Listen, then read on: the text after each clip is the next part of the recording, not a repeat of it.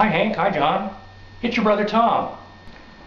John, I too was pretty upset that an unelected military dictator had suspended the Constitution of his country. But you know, that's not the half of it. He quoted Abraham Lincoln in justifying it. General Musharraf, I have a suggestion. Next time you quote Lincoln, try out this little speech that he gave at Gettysburg on November 19, 1863. 87 years ago, our fathers brought forth on this continent a new nation, conceived in liberty and dedicated to the proposition that all men are created equal. Now we are engaged in a great civil war, testing whether that nation, or any nation so conceived and so dedicated, can long endure. We are met on a great battlefield of that war. We have come to dedicate a portion of that field as a final resting place for those who here gave their lives that a nation might live. It is altogether fitting and proper that we should do this. But in a larger sense, we cannot dedicate, we cannot concentrate, we cannot hallow this ground. The brave men, living and dead, who struggled here have consecrated it, far above our poor power to add or to detract.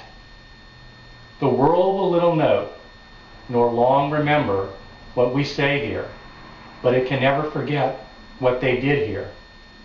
It is for us, the living, rather, to be dedicated here to the unfinished work which they who fought here have thus far so nobly advanced.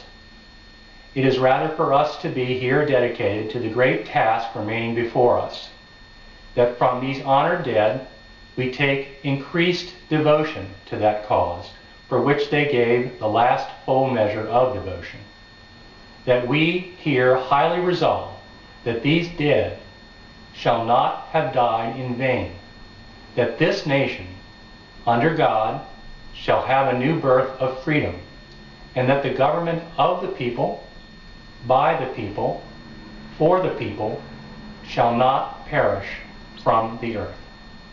And speaking of government by the people, I assume all you nerd fighters over the age 18 voted last Tuesday. And now for some election news. Sadly, the voter turnout here in Cambridge was at a record low. In other election news, Mark Stolman was elected town commissioner in Wake County, North Carolina. In Indianapolis, Indiana, the voter turnout was a little bit better, around 26%. Greg Ballard beat Bart Peterson for mayor of Indianapolis.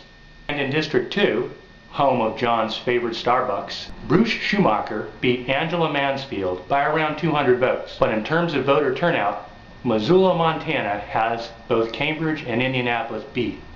45% of the registered voters turned out on Tuesday. In Ward 3, Stacey Rye beat Doug Harrison by around 500 votes. The resolution against the war in Iraq won overwhelmingly by over 4,000 votes. And just to show how important every single vote is, the Seeley Lake Water District Bond resolution passed by 2 votes. John and Hank, you guys did vote, right?